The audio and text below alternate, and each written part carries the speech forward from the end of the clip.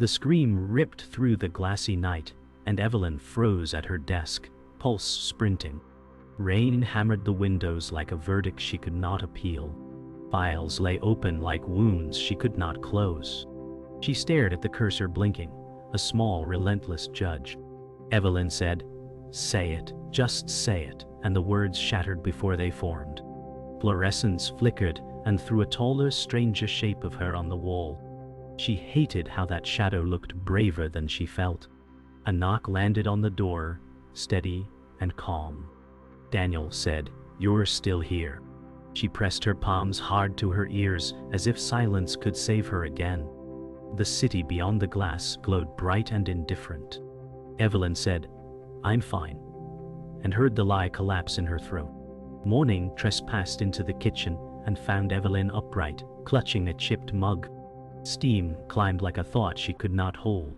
She traced a crack in the glaze the way she traced excuses. Evelyn said, "This ends, or I do." The line startled her and then shrank. The refrigerator hummed like a tired witness. She replayed the knock, the steady voice at the door. Daniel said, "You're not fooling anyone, least of all yourself." The memory cut and comforted in the same breath. Light fell through the blinds in bars that felt like cells. She stood inside them and imagined stepping through. The office woke loud and hungry. Evelyn moved through it like a ghost with a badge. She stacked reports and hid the tremor in her wrists. A joke ricocheted off partitions and missed her by inches. She let it miss. Daniel passed, the air tightening as he slowed. Daniel said, "You good?" She nodded, the yes as thin as a thread. He set a file on her desk and kept walking. The file sat like a dare she did not open. Evelyn said, "Not yet," and the cursor winked as if it knew. The elevator doors swallowed her and offered mirrors for company. Strangers spoke like brass instruments in a small room. A laugh hit the ceilings and rained back down. Evelyn said, "Breathe," and watched fog bloom against steel. Numbers climbed while her courage stalled. She studied her reflection until it blurred into someone braver. A brief hush descended as the car shuddered. She felt the old impulse to vanish. Daniel stepped in at the next floor and did not speak. The car groaned, and she chose not to. Outside, the city rehearsed its endless play without caring for understudies. Traffic chorused, vendors barked, heels clicked like metronomes. Evelyn hit the crosswalk as the light blinked red to white. She felt the crowd lift and carry her. Evelyn said, "Everyone's fluent but me," and hated the accuracy. Wind knifed between buildings and tugged her coat wide. She planted her feet mid-block and let the stream split. Daniel called her name from the curb and she turned. The sound proved she was locatable. She took another step and did not disappear. The boardroom felt like a courtroom. Evelyn sat near the end, pen scratching over notes no one would ever read. Voices fired across the table, bold and relentless, while she shrank deeper into her chair. The manager snapped, "We need fresh ideas now." Her chest flared, dozens of thoughts clawing upward, but her throat locked. Daniel leaned forward, gaze steady. Daniel said, "Evelyn has something worth adding." Dozens of eyes turned, sharp and expectant, pinning her in place. Her pulse thundered, silence wrapping her tighter. She forced a smile, the words dying inside her. Someone chuckled, quick and dismissive. Daniel's jaw tensed, his stare urging her forward, but fear smothered the sound before it could rise. At her desk, the glow of the monitor reflected her blank face. Around her, laughter and gossip ricocheted like sharp glass. Evelyn whispered, "I have ideas too," but her words were drowned in the chorus of keystrokes and careless chatter. She tucked a strand of hair behind her ear, her chest tight with invisible weight. Daniel passed by, dropping a file gently on her desk without speaking. She startled, eyes catching his for a heartbeat. His silence wasn't neglect but intention. He saw her, but he would not save her. The choice was hers. She let the moment slip. The silence won again. The cafeteria hummed with noise. forks clattering and voices rising in waves. Evelyn sat alone at a corner table, her tray barely touched. Across the room, colleagues clustered close, conspiracies of belonging carved without her. She picked at bread she didn't want, her chest tight with unspoken words. Daniel slid his tray across from her, his tone casual but piercing. Daniel said, "You avoid people like they're fire." She forced a smile that died quickly. Evelyn said, "Maybe I don't want to get burned." His chuckle was dry, but his gaze sharpened. He wasn't laughing at her. He was daring her to stop hiding. Evening shadows stretched long across Evelyn's apartment. She dropped her bag by the couch and collapsed. Her eyes caught a frame on the table, her younger self, smiling bright-eyed, before silence built its cage. Evelyn whispered, "Who was she?" Tears blurred the glass, her reflection merging with the girl she used to be. The hum of the refrigerator filled the stillness. She remembered laughter once alive in her voice, now buried under years of restraint. Her chest ached with longing and grief. The quiet that had shielded her for so long now felt like a thief, stealing piece after piece of her. The phone buzzed, shattering the silence. Evelyn lifted it, her mother's voice cutting sharp. "You never speak up, people walk all over you." Her throat closed, heart racing. She whispered after the call, "I'm trying." Her mother's words echoed louder than any office insult, echoing years of unspoken judgment. She clutched the phone to her chest, rocking slightly, desperate for air. Silence had always been survival at home, an unspoken family law. Now it suffocated her, leaving her gasping, pressed into a corner with no escape. The choice became clear: keep hiding or finally break. The strategy meeting felt like a storm packed into four gray walls. Evelyn stacked her notes and kept her breath shallow to avoid notice. The manager paced and said, "I need a pitch that cuts through the noise." Ideas surged, but her voice stalled like a car at a light that never turned. Daniel leaned in and said, "She has something you should hear." Chairs creaked as faces pivoted, and their attention bit into her skin. Evelyn said, "I can," and then felt the word crumble into dust. Someone chuckled, thin and quick, and papers rustled like wings, a boarding flight. Daniel's jaw tightened as if holding the door open for her one last time. She stared at the table grain and let the moment slam shut without her. Shame burned, but beneath it an ember refused to die. In the corridor, carpet muffled footsteps, but not the thud in her ribs. Daniel caught up and leaned against the wall, eyes level and unblinking. Daniel said, "You had a clear lane, and you braked." Heat rose to her face, and she looked past him at the exit sign. Evelyn said, "It jammed," and hated how small that sounded. Daniel said, "Fear is not a mechanical fault." A printer chattered nearby, spitting verdicts she did not appeal. He waited, offering silence that felt like a mirror. Evelyn said, "I'm tired of being the quiet one," and meant it. Daniel said, "Then stop rehearsing silence." His words left a mark she could not file away. Back at her desk, whispers threaded the air and snagged on her skin. A voice 2 cubes over said, "She froze again." Another said, "She never brings value. She just records it." Evelyn opened a blank email and let the cursor blink like a dare. She typed, "This is the plan," and watched the line glow. Her hands shook, and she selected all, then deleted everything. The laughter swelled and fell like a tide trained to her pulse. Daniel passed without a word, but left a note that read, "Later?" She kept her eyes down and let the note sit like a fuse.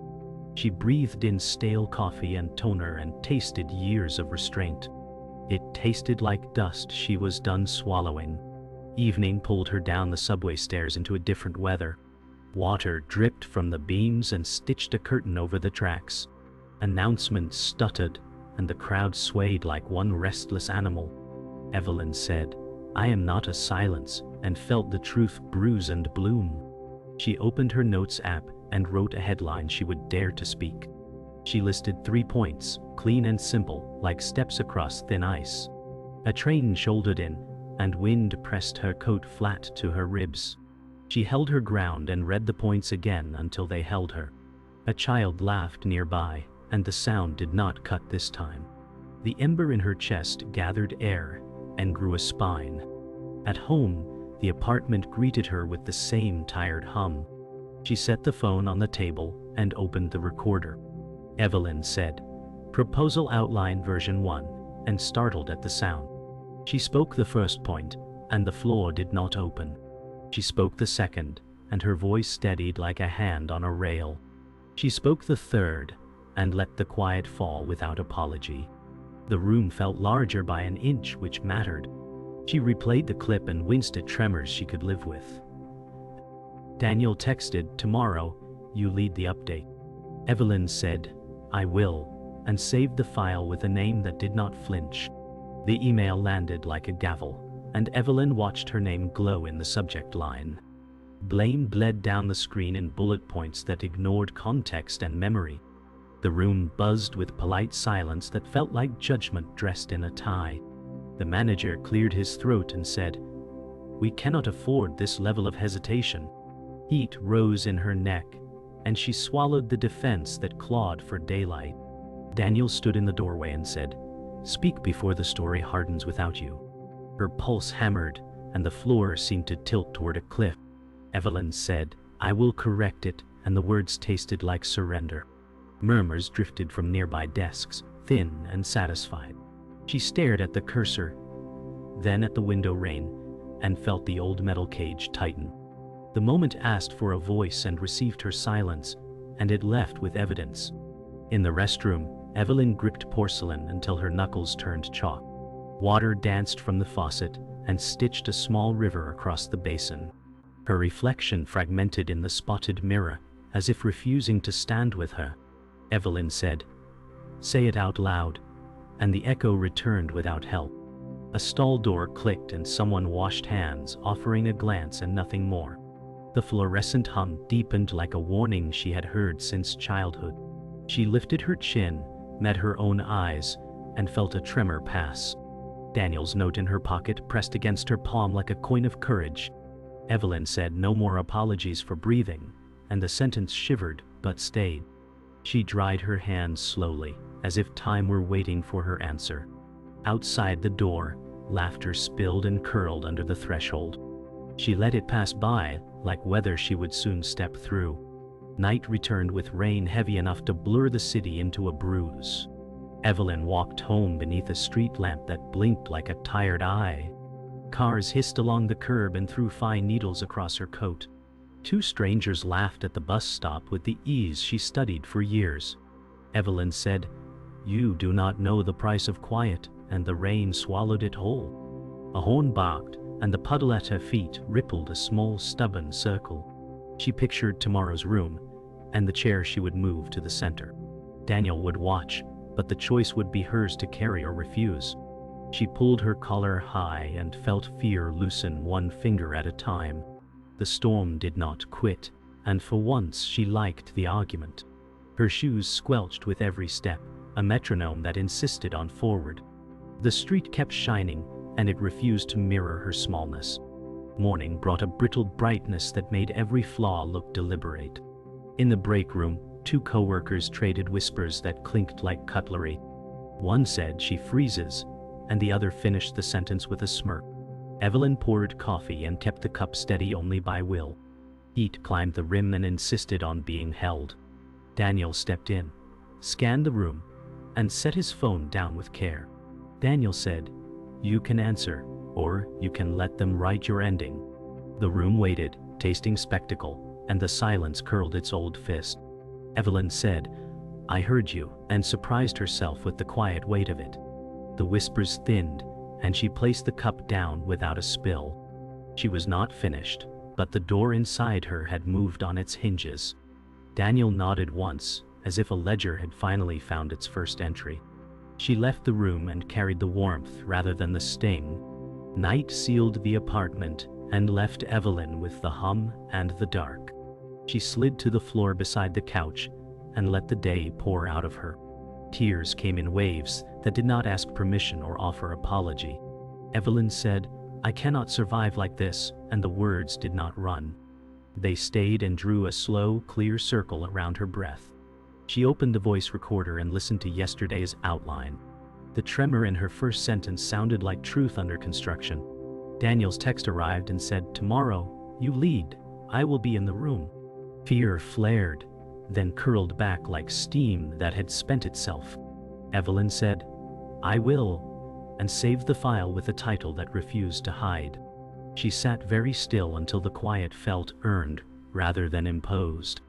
Outside, a siren passed, and it failed to unsettle what had set inside her. The office gathered for the weekly update, the air sharp with impatience. Evelyn sat near the front, her notes clutched tight enough to wrinkle. The manager said, "We need clarity today, no drifting." Her chest throbbed, but she stood before the thought could rot. Daniel's eyes locked with hers, calm but insistent. Evelyn said, "Here is the plan," and her voice broke but carried. Silence swallowed the room. Every head turned. She named the problem, laid out her outline, and ended with, "We waste more by waiting." Murmurs rippled, this time not mocking but unsettled. The manager blinked, then nodded once, and a slow hush spread like a tide. Evelyn's pulse screamed, but the sound belonged to her now, not to fear. Later, in the hallway, Evelyn leaned against the cool wall, heart still hammering. She wanted to collapse, but the world hadn't ended as she once believed. Daniel approached, a smirk breaking the line of his usual sternness. Daniel said, "That was a voice." She exhaled like she had been holding her breath for years. Evelyn said, "It wasn't perfect." Daniel replied, "Neither are storms, but they still arrive." The words lit something fierce inside her ribs. She almost laughed. The sound rusty but alive. The old silence hovered at her shoulder but no longer owned her. She thought of her mother's words, the years of swallowed sentences, and knew she had torn a seam in that inheritance. At home that night, Evelyn pulled a box from under her bed, dust swirling as if it resisted daylight. Inside lay journals filled with half-written speeches, torn drafts, and unsent letters. She flipped through trembling pages, each one a graveyard of voices never spoken. Evelyn said, "All this time I had the words." Hair fell on the ink, blurring the loops into rivers. She laughed bitterly, then steadied. Daniel's note, "Tomorrow you lead," rested on the table, anchoring her resolve. She pressed the recorder again and spoke the words aloud, line by line, until the sound felt real. The journals no longer felt like tombstones, but like seedlings waiting for light. The next day's staff meeting opened with chatter that carried sharp edges. Evelyn sat near the front again, but this time she placed her folder squarely on the table. The manager said, "We'll keep it short unless someone insists." Evelyn said, "I insist." The room stilled, a vacuum in midair. She laid out her plan clearly, measured but fierce, each word landing with weight. A colleague interrupted, "But that's too risky." Evelyn looked him straight on and said, "What's riskier is silence." The hush that followed felt like air clearing after thunder. Daniel sat back, his smirk hidden behind folded hands. For the first time, Evelyn did not shrink under their gaze. She anchored herself with her own voice, and the silence cracked into applause. Evening descended with gold across the city skyline. Evelyn walked home slower, shoulders looser than they had ever been. She replayed the meeting, every word intact, and for once she did not flinch at the sound. Evelyn said softly, "It was me. I said it." The truth stretched into her bones, no longer fragile but firm. Cars hummed, lights blinked, but the noise no longer drowned her. Daniel's voice echoed in memory, sharp but kind. Storms still arrive. She smiled, small but certain, and carried the silence as her own. Not as a cage, but as a pause between sentences she would finally choose to speak. The all-hands meeting loomed like a cliff cut into glass and light. Evelyn stacked her notes and felt her breath settle into a slow metronome. The manager said, "We'll proceed with my deck." She stood before he clicked. Evelyn said, I'll present our findings. The room shifted, a tide adjusting to a new moon. Daniel said, she owns this work. The manager lifted a brow and stepped aside. Evelyn met the screen as if it were a door, not a wall. She named the goal and the constraint, clear and spare. She stated the risks and the path through them. Fear paced at the edge of her vision and found no seat. The first slide held. The silence did not crush her. It cleared. She rehearsed at dawn in a vacant room that smelled of dust and resolve. Evelyn traced each point like a path across ice that finally thickened. Daniel listened with arms crossed and a stare that spared nothing. Daniel said, "Cut the apology at the start." She nodded and trimmed the word that had haunted her. He said, "Lead with the hinge, then show the doors it opens." She reordered the slides until the logic walked unassisted. Evelyn said again, and her voice found rhythm without force. The sun climbed the window and lined her notes with gold. Daniel said, "Now you're the signal, not the noise." She closed her eyes and knew he was right. The presentation opened on a clean slide and a steadier breath. A senior colleague cut in with a smile that felt like a blade. He said, "Isn't this just theory?" Evelyn held his gaze until the room quieted. Evelyn said, "It is practice dressed with results." She showed the baseline, the experiment, and the lift. Murmurs shifted tone, a current reversing in place. The manager said, "Proceed." She did, unhurried and exact. When questions stacked, she answered briefly and returned to the path. Daniel watched without rescue and did not need to. The room followed. The hardest part arrived like thunder without rain. Evelyn advanced to a slide that named the culture cost. She said, "Silence makes slow errors look safe." The line landed and did not move. A whisper rose near the back and then died. She cited lost chances and frayed morale with the same calm she used for metrics. A skeptic said, "We need efficiency, not feelings." Evelyn said, "Courage is an efficiency. It prevents waste." The room held its breath and found itself lighter. The manager said, "Document the change we will adopt." She nodded and wrote it in the air with her voice. The slide dimmed, and something heavy left the floor. When it ended, the applause came without ceremony and mattered more for that. People stood not to perform, but to make space around a new shape. Evelyn gathered her notes as if they were lighter materials. The manager said, "Lead the rollout." She said, "I will," and felt the verb anchor. Daniel reached the aisle and stopped short of praise. Daniel said, "You didn't need me today." She smiled and let the silence answer with her. Outside, the day had sharpened into clear edges. Evelyn said, "I will keep speaking," and the words did not wobble. The door closed behind them, and the future felt solid underfoot. The office carried a quieter weight the next day, as though something had shifted in its walls. Evelyn walked through the aisles, notes tucked under her arm, and coworkers met her eyes differently. A nod here, a smile there, small gestures, but they anchored her.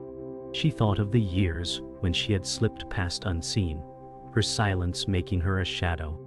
Now she was visible, and the light didn't burn, it warmed. Daniel approached, his voice level. Daniel said, "They've heard you now." Evelyn answered, "And I heard myself." Her words left her steady, no longer fragile. At lunch, she sat in the cafeteria, not at the corner but among others. Conversation rose and circled, and this time her voice joined it. A coworker asked, "What do you think, Evelyn?" She breathed once, then answered clearly. Heads turned, not in shock but in listening. The fear that once lived in her chest eased like fog lifting from glass. She smiled, small but certain, and let the moment stand. Across the room, Daniel caught her eye and tilted his head as if to say, "You see now."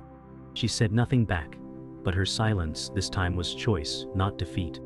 That evening, Evelyn stood before the mirror in her apartment, shoulders square.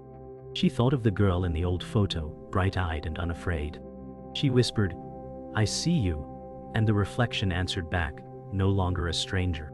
The silence of the apartment was full, but not heavy. Her journals lay open on the table, pages once filled with unsent words. Now they looked like blueprints instead of failures. She pressed record on her phone again and spoke her ideas freely, no stutter, no retreat. Her voice carried, steady, and the room accepted it without resistance. For the first time she did too. The next day Evelyn and Daniel walked outside together into air sharp with autumn. Daniel said, "It's not about never being afraid, it's about not letting it muzzle you." She nodded, the city moving around them with indifferent rhythm.